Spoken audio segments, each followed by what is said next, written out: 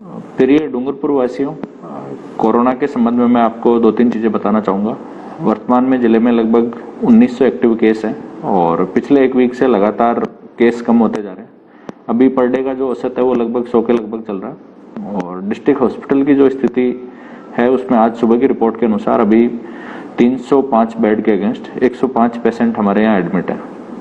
साथ ही साथ अभी एक और चर्चा चल रही है कि बच्चों में भी इसका संक्रमण हो रहा है। तो डूंगरपुर जिले के बारे में मैं स्थिति स्पष्ट करना चाहूंगा कि मार्च, अप्रैल, मई यानी कि विगत 3 महीने में जो 0 से लेकर 12 साल तक के बच्चे हैं उनमें पॉजिटिव होने का जो ट्रेंड है वो सेम है। उसमें किसी प्रकार की अप्रत्याशित रूप से कोई वृद्धि नहीं हुई है या कहीं से ऐसी न्यूज मुझे किसी ग्रुप के माध्यम से मिलेगी इतने सारे बच्चे संक्रमित हो गए, तो मैं उसका खंडन करना चाहूंगा कि वो संख्या भी सही नहीं है। और 0 से 12 की कैटेगरी में वर्तमान में जिले में 50 से भी कम बच्चे संक्रमित हैं और पर डे के 2-3-4 केस आते हैं। वो इसलिए आते हैं कि उनके परिजन संक्रमित हो जाते हैं और साथ में बच्चे रहते हैं, इसलिए वो भी आ जाते हैं। जिले में पिछले 6 महीने में ना ही तो किसी बच्चे की कोरोना से डेथ हुई है और ना ही ऐसा कोई सीरियस केस आया है जिसको हॉस्पिटल में एडमिट करवाया जाना पड़े।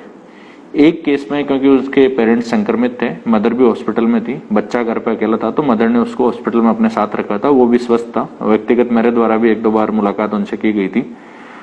तीसरी लहर के हिसाब से हमने 100 बेड की व्यवस्था पहले से कर रखी है और ऑलरेडी वसुंधरा जो हमारा कोविड केयर सेंटर है वो चल भी रहा है। उसी को हम बच्चों के लिए कन्वर्ट कर सकते हैं अगर हमें जरूरत पड़ी तो। और साथ ही साथ आईसीयू की और दूसरी व्यवस्थाएं भी बच्चों के लिए पैरेलली तैयार कर दी जाएगी। वर्तमान में 9 पीडियाट्रिक्स हमारे डिस्ट्रिक्ट हॉस्पिटल में अपनी सेवाएं दे रहे हैं, तो ऐसा कोई डॉक्टर्स की भी कमी नहीं है, इसलिए बहुत ज्यादा चिंतित होने की जरूरत नहीं है। हमारे लेवल पे कल भी एक मीटिंग रखी गई थी जिसमें पीएमओ, सुपरिटेंडेंट मेडिकल कॉलेज और दूसरे डॉक्टर्स थे। किस तरीके से हमें तीसरी लहर से निपटना होगा, किस तरीके से बच्चों के ट्रीटमेंट के लिए बेड्स की व्यवस्था होगी, मेडिसिन हमें कौन सी चाहिए, इसके संबंध में समीक्षा बैठक कल की गई थी और लगातार इसकी हर सप्ताह में हम समीक्षा बैठक करेंगे और जो भी संसाधन चाहिए होंगे उसकी व्यवस्था करेंगे।